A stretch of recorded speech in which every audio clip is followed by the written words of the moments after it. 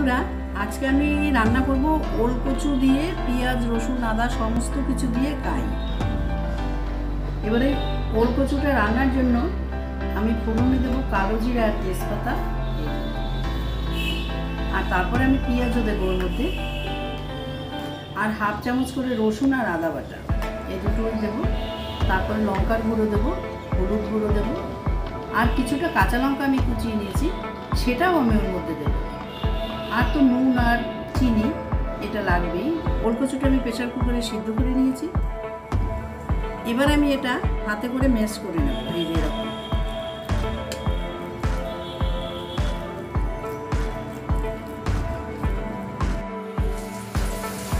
এবার এই কচুটার মধ্যে আমি আন্দাজ মতো নুন দিয়ে দিলাম, কিছুটা হলুদ গুঁড়ো দেবো, মানে হাফ চামচ,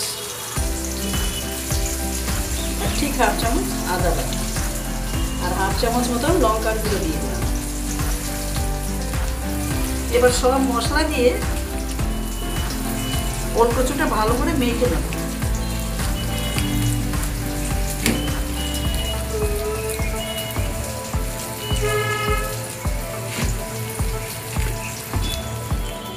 এবার আমি তেল দিয়ে দিচ্ছি,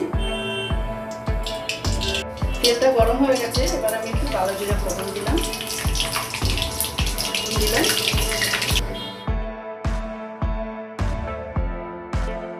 এবার এর মধ্যে পেঁয়াজ কুচি দিয়ে দেব।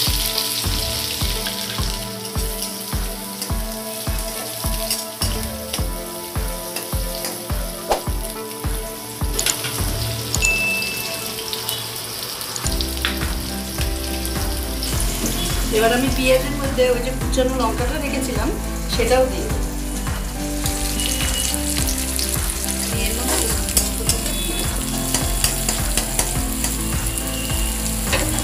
এবার আমি ওলকচুটা দিয়ে দিচ্ছি, এর মধ্যে সব মশলা দেওয়া আছে।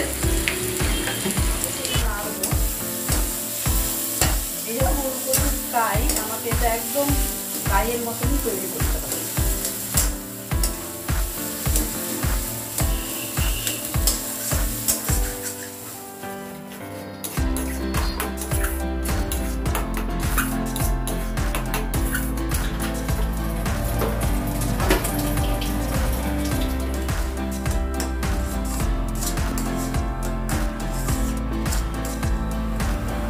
অল্প একটু চিনি দেবো, যেহেতু এটা ঝাল ঝাল করছি আমি, তার জন্য একদম অল্প চিনি দেবো, মিষ্টি ভালো লাগবে না।